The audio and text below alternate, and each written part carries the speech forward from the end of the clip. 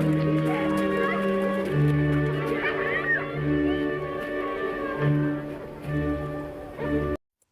video essay will discuss the depiction of genius in the 1984 Milos Forman film Amadeus.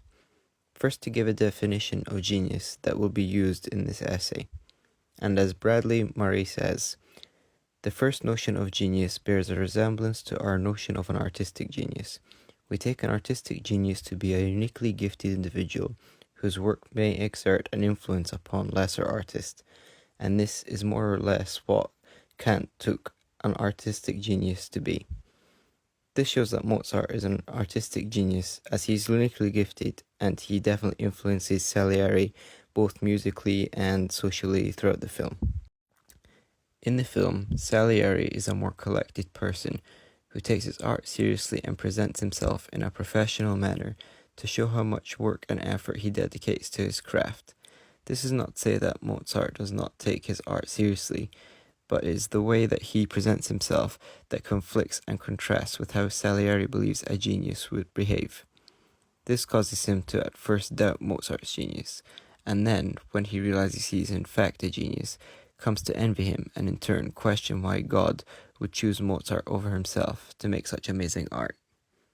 This is supported by what Daniel R. Jones explains as he says that Giannakaris notes, Schaeffer has explained that his intent in no way was to demean Mozart.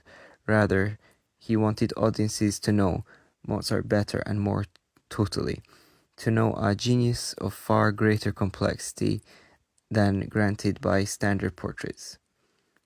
This genius of greater complexity provides a clue to the symbolic role of Mozart in the play, regardless of all the criticism Schaeffer has received for his portrayal of Mozart. No one objects to the reverence Salieri shows for Mozart's music.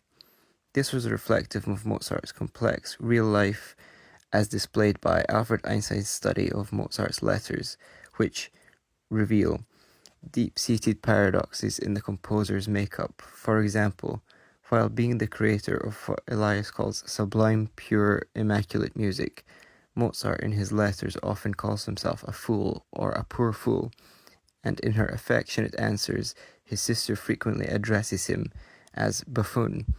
This further explains Salieri's envy of Mozart's genius.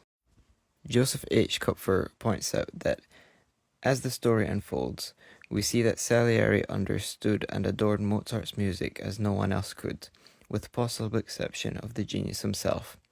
But Salieri was also consumed by envy for the composer's unmatched musical gifts.